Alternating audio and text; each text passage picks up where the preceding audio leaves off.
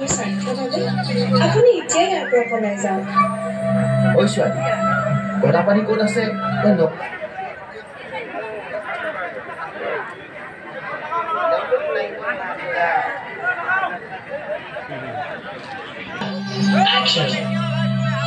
মহৰদেউ, আপুনি আমাৰ কথা চিন্তা কৰিব নালাগে। দেশৰ স্বাৰ্থৰ বাবে আপুনি এতিয়াই ইয়াৰ পৰা পলাই যাওক।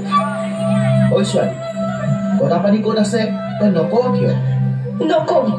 তহঁতৰ অত্যাচাৰত এই জয়মতীৰ প্ৰাণ গলেও ব্ৰহ্মদেৱৰ সন্ধান মই কেতিয়াও নিদিম।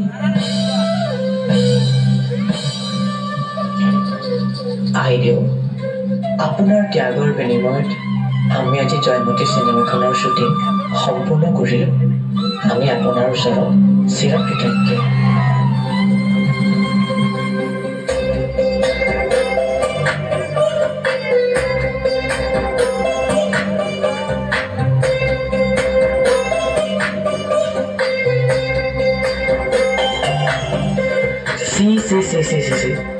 এগৰাকী ছোৱালী হৈ পৰপুৰুষক ব্ৰহ্মদেৱ বুলি সম্বোধন কৰি চিনেমা কৰি দেখুৱাব আহিছ। আজিৰ পৰা তই বৰ ঘৰত প্ৰৱেশ কৰিব নোৱাৰ।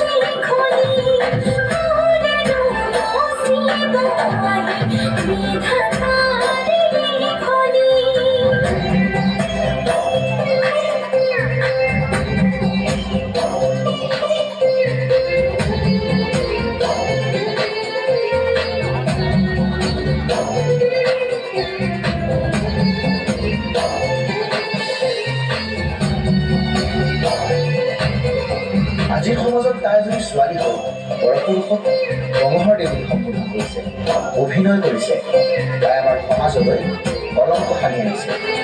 তাইক ঘাটে পানীয়ে নিষেধ কৰা হ'ব আৰু তাইক যাতে কোনেও বিয়া নকৰায়, আৰু যোন পুৰুষে তাইক বিয়া কৰাব তেওঁকো আমাৰ সমাজৰ পৰা এঘৰীয়া কৰা হ'ব।